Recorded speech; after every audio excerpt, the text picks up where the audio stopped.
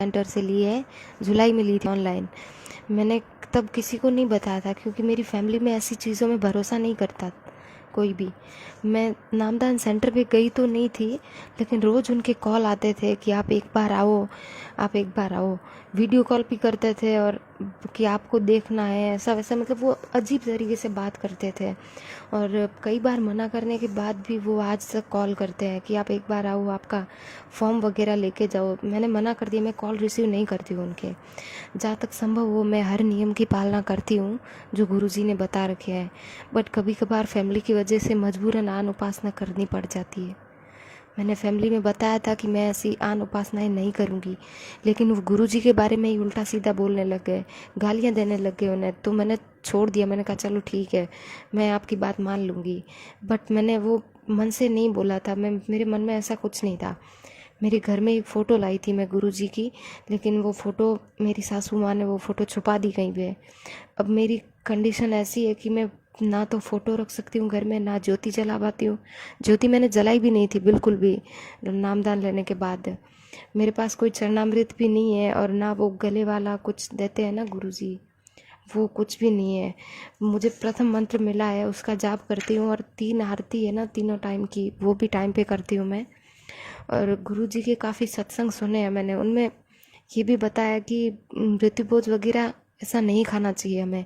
लेकिन मेरे घर में ही मेरे परदादी सास की डेथ हो गई थी, तो जस्ट अभी हुई है, 10-15 दिन हो गए। तो उनके पीछे मृत्युभोज रखा था मेरी फैमिली ने, वो भोजन भी मैंने खा लिया। तो घर में रहती हूँ तो खाना पड़ता है। और मेरे पापा मेरे लिए कुछ पैसे वगैरह लाए थे, वो मृत्युभोज रखा था ना 12 दिन के बाद, उस दिन वो भी मैंने ले लिए। 51,000 रुपये दिए थे मेरे पापा ने, और मेरे हस्बैंड को एक सोने की रिंग भी दी थी, वो भी हमने ले ली। पर मुझे ऐसी चीज़ों के बारे में पता नहीं था। आपके वीडियो वगैरह सुनती थी तो उसमें ये सब था कि पैसे वगैरह नहीं लेना चाहिए, मुझे पता नहीं था पहले, सो मैंने ले लिए। तो अब ना मेरे नियम वगैरह खंड हो गए, ये भी नहीं पता मुझे। मैं भक्ति तो करती हूँ, आप ना शंका समाधान कीजिए भगत सिंह। बंदी छोड़ सतगुरु रामपाल जी महाराज जी की जय हो।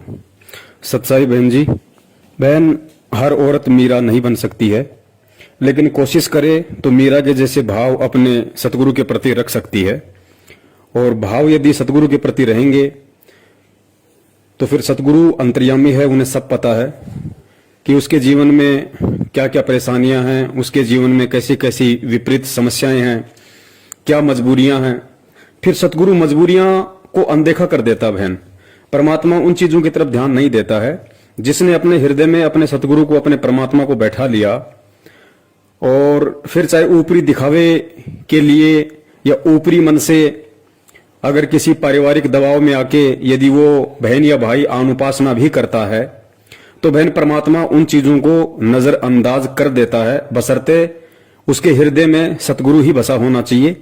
फिर ये चीजें कोई वैल्यू नहीं रखती है। जिस प्रकार गुरुदेव ने कहा कि भाई नाम दीक्षा लेने के बाद आप किसी भी मंदिर में जाओ, चाहे किसी भी मस्जिद में जाओ, लेकिन आपने उन जगहों पे भक्ति भाव से नहीं जाना, ये मन में धारणा करके नहीं जाना कि इस मंदिर में या इस मस्जिद में फला फला देवता से मुझे कोई भक्ति लाभ होगा। ये भाव लेके हमने वहां नहीं जाना है।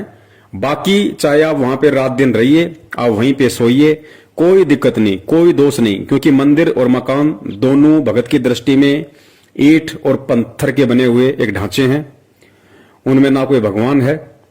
तो बहन ये मजबूरियां जो हैं आपके साथ में, ये वर्तमान में काफी बहनों के साथ में हैं। कोई अपने प्रारब्ध के संस्कारवश संघर्ष कर लेती है, तो कोई संघर्ष नहीं कर पाती है। लेकिन सतगुरु अंतर्यामी है, सतगुरु अंदर के भाव देखता है। और परमेश्वर कहते हैं कि भाव तगड़े तो कुछ नहीं बिगड़े।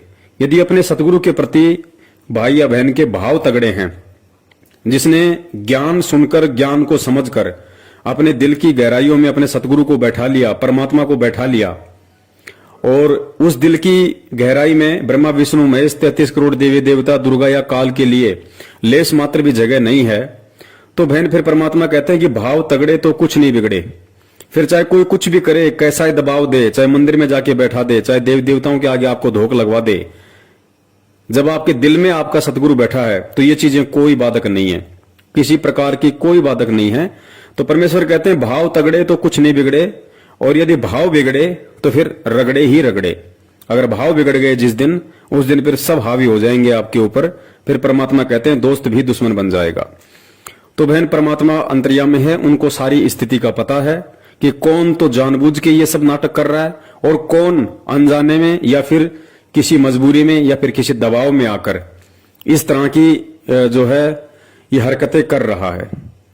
दूसरी बात परमात्मा ने एक और बताई है बहन, कि यहां परमात्मा ने 3 प्रकार की स्थितियां बताई। पहली स्थिति तो ये कि यदि ज्ञान समझ में आ गया तो वो भगत हर स्थिति का सामना करेगा, चाहे उसका घर छूटे, चाहे उसका पति छूटे, चाहे उसकी पत्नी छूटे, चाहे उसको माँ बाप घर से निकालें। जिसको ज्ञान समझ में आ गया वो अड़ जाएगा मंसूर की तरह, मीरा की तरह, और फिर भगवान उसके पीछे ही खड़ा होता है, दूर नहीं होता उससे परमात्मा उसके पीछे ही खड़ा होता है। और दूसरी स्थिति है अनजाने में, धोखे से। अगर हमसे कोई अनुपासना हो गई या हमारे साथ में धोखे से किसी ने ऐसी कोई मर्यादा खंडित करवा दी, तो परमात्मा कहते हैं उसका दोष भगत को नहीं लगता और ना ही उस स्थिति में उसकी मर्यादा खंडित होती है, क्योंकि वो उसने जानबूझ के नहीं किया, वो अनजाने में या धोखे से हुआ है। और तीसरी स्थिति परमात्मा ने बताई मजबूरी की।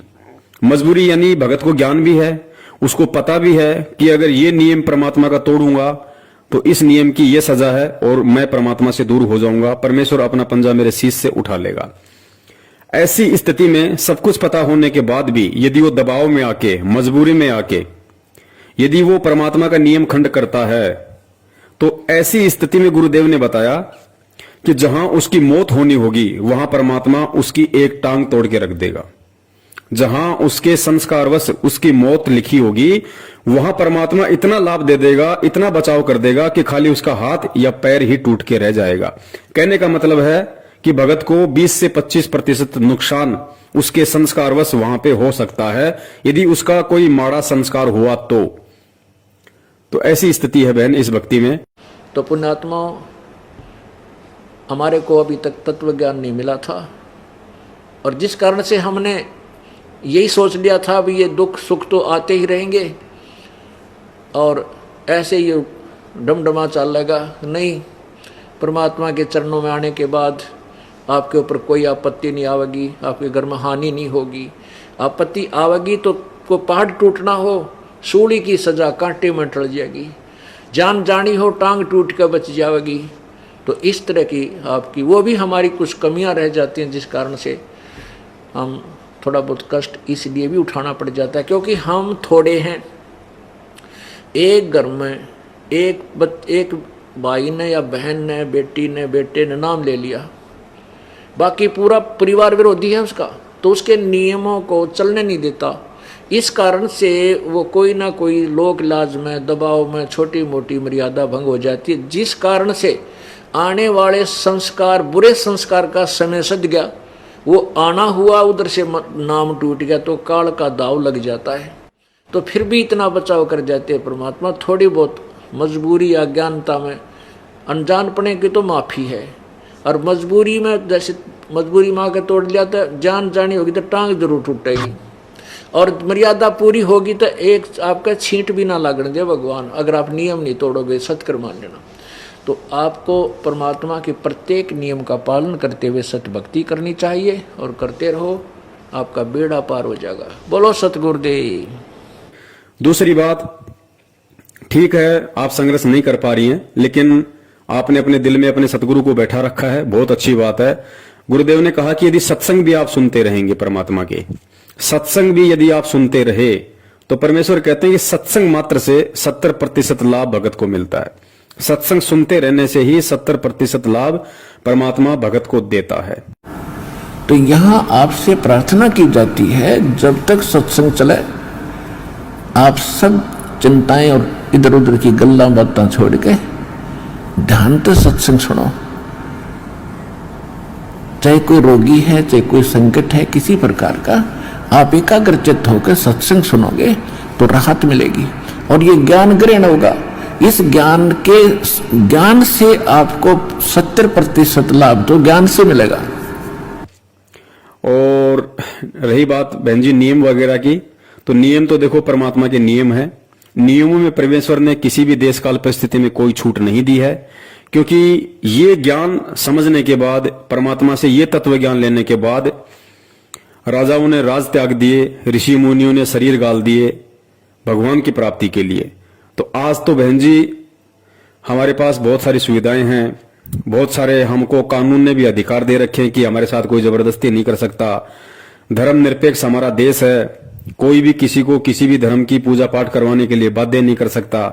और ऐसी स्थिति में भी और सतगुरु से तत्व ज्ञान लेने के बाद भी यदि हम थोड़ा बहुत भी संघर्ष इस भक्ति मार्ग पे नहीं करते हैं या नहीं करने की कोशिश करते हैं, तो फिर बहन समझी तो जाएगी कमजोरी कि उस जीव आत्मा की ये कमजोरी है, और फिर उसी अनुसार देखो उसको परमात्मा लाभ देगा।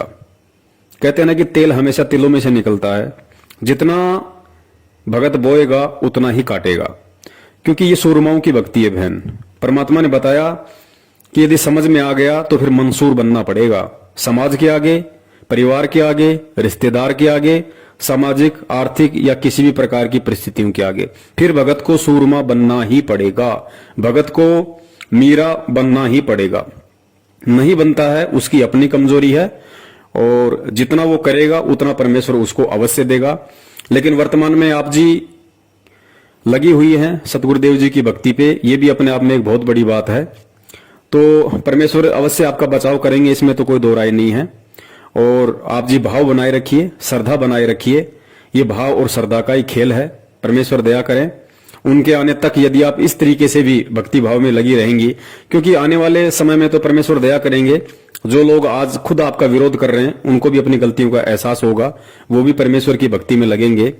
लेकिन ये कुछ जो संघर्ष का समय है ये केवल वर्तमान समय का है। तो कुछ आत्माएं संघर्ष कर लेती हैं, कुछ आत्माएं पीछे हट जाती है, लेकिन दिल में सतगुरु को बसाए रखो, बस इतना भी काफी है परमेश्वर के हिसार जेल से आने तक, और वो समय परमात्मा ने पूरी पृथ्वी पे लाने तक। जब तक हम इस तरीके से भी यदि परमात्मा के पीछे लगे रहेंगे तो भी परमेश्वर हमारे जीवन में आने वाले जो संकट हैं, परेशानियां हैं, काफी हद तक परमात्मा उनका निवारण करता रहेगा।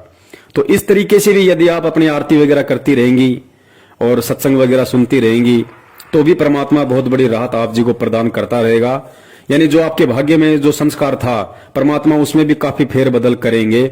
जो संकट आपके जीवन में आने हैं परमात्मा उनमें आपको 50% तक राहत देगा, अगर इस तरीके से अपने दिल में सतगुरु को बसा के भी यदि आप उनकी भक्ति में लगी रहोगी तो। सत साहिब जय हो बंदी छोड़ के। बोलो सतगुरुदेव की जय हो।